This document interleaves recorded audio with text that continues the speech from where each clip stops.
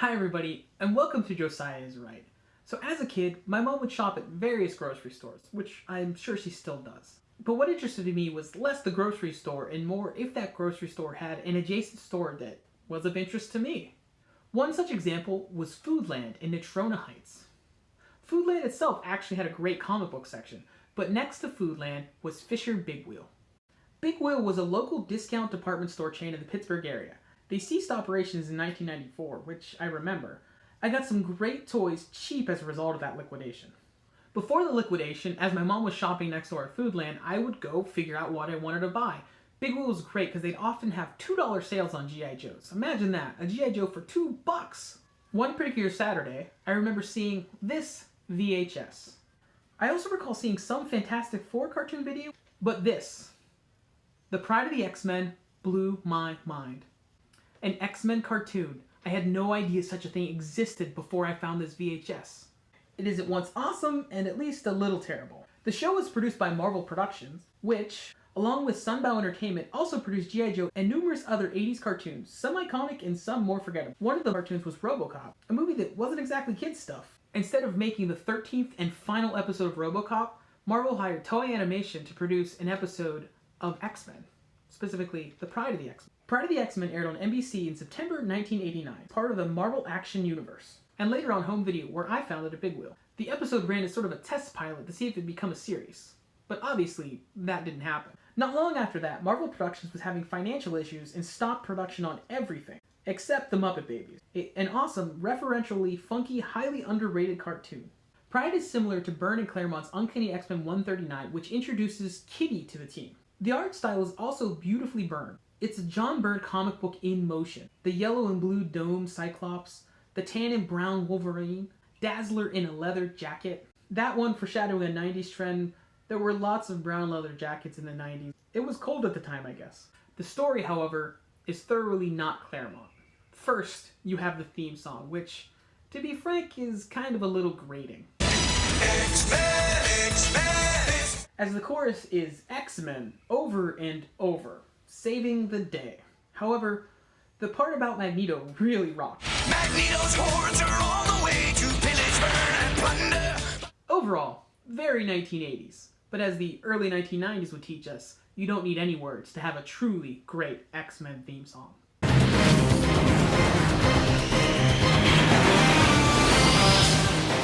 The story begins with Stan Lee giving us an energetic, but slightly rushed introduction narration.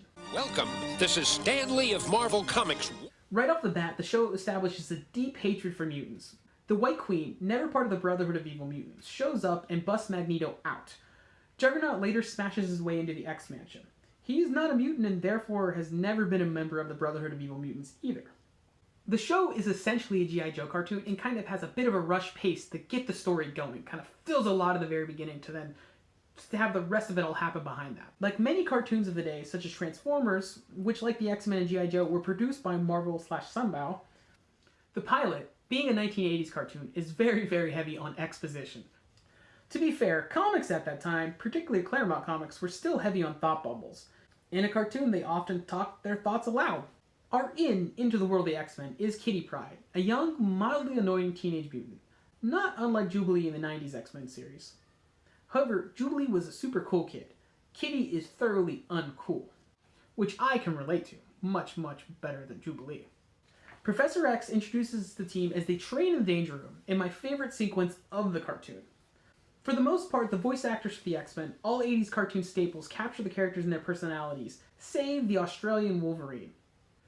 Although there is a rumor that Wolverine was gonna actually be an Australian in the comics and like an expat, not sure if that was totally true, but I think that might be why, or just Australians were popular. Crocodile Dundee. Magneto, voiced by Earl Bowen, Dr. Silberman from the Terminator movies, is wonderful.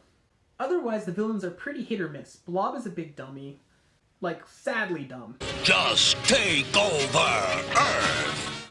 Pyro is correctly Australian. Now, Blob! Toad is Igor. Alright, mister. Play the airlock. Ooh, come here. A comedy sidekick that isn't funny, and the White Queen has the voice of some kind of dark elf.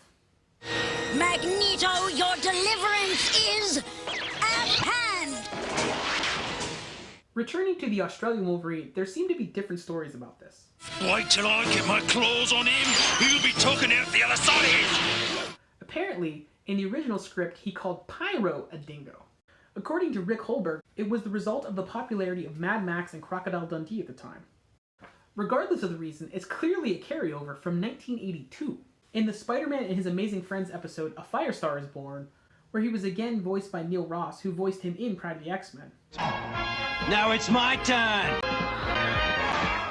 Some, myself included, speculate that the cartoons going back to 1979's Fantastic Four cartoon, yes, the one where they had Herbie the Robot because they lacked the rights to the Human Torch, Fantastic 3.5?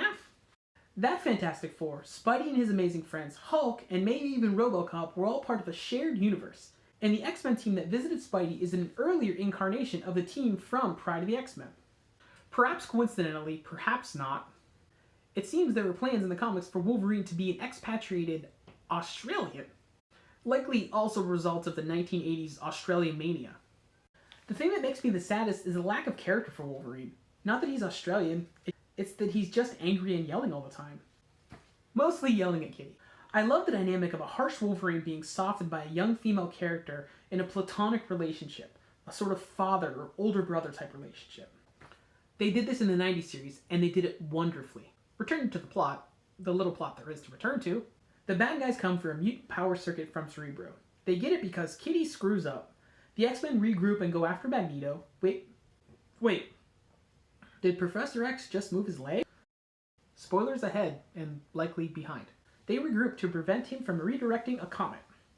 A comet that only targets non-mutants? Apparently, I guess mutants would be strong enough to survive the blast? The X-Men fly to Asteroid M, leaving Kitty, who totally stays behind. On the way, there's a cool detail of Scott telling Storm to create a breathable atmosphere once they break the asteroid.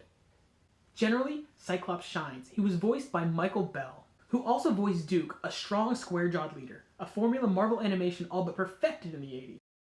The battle on Asteroid M is fun with tons of mutant powers and a great noble sacrifice by Nightcrawler. It's all a little rushed, as many 80s cartoons were.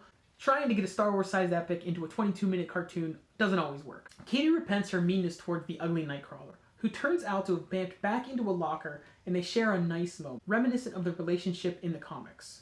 Wolverine still isn't convinced. Kid got lucky. That don't make her an X-Man. Not yet.